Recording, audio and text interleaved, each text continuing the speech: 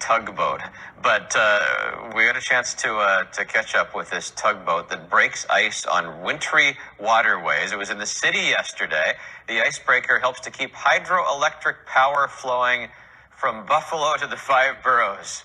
Roger Clark has left the five boroughs, chasing the boat up to Haverstraw in Rockland County. Hi, Roger.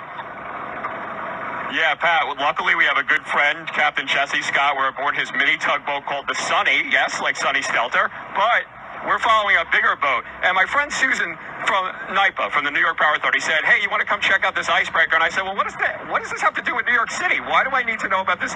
Well, she explained that if it wasn't for this boat, we might not be getting power in our subway system. It's true. It's a fact of life in the winter on the Niagara River near Buffalo. Ice. But when the flow of the water is needed to make hydroelectric power, the ice has to go. That's where boats called icebreakers go to work. The New York Power Authority, NYPA, is showing off its newest icebreaker, appropriately called Breaker 2.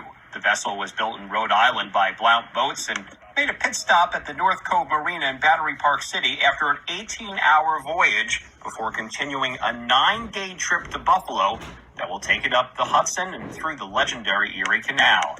New York Power Authority President and CEO Gil Quinones was there to check it out. He says the boat is key to keeping the juice flowing.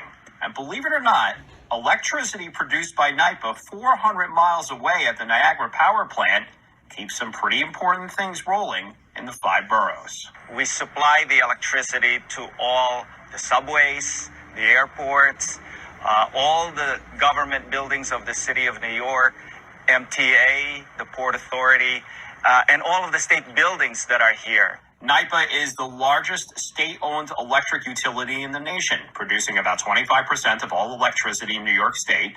Around 80% is clean hydroelectric energy. So NYPA needs to keep the Niagara River free of ice to draw water into the power plant through two massive intake pipes the size of the Holland Tunnel. Breaker 2 can also help with these giant pontoons called ice booms on Lake Erie to hold ice in so it doesn't flow down the river.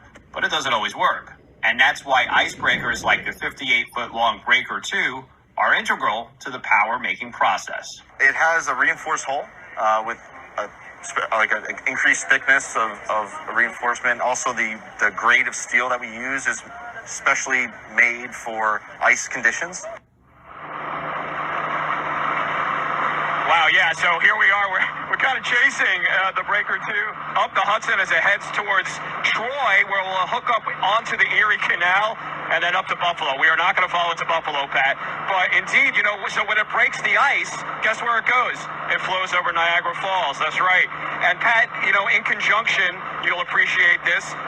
Of course, the other side of the Niagara River is Canada, Ontario, and the New York Power Authority does the same thing. They work with Ontario's Power Authority, basically to make sure that everybody gets power and that ice is broke throughout the winter. Pretty crazy, huh? Are they going to turn around at some point to bring you back to the city? I don't know. I mean, Captain, Jesse Scott actually said, why don't we go up the locks of the Erie Canal? And me and the crew are on board, but the only problem is that New York One vehicles are in the parking lot in the marina, so someone may have to come pick them up. All right, we'll figure it out. Thank you, Roger. Nice morning out there. Yeah, that's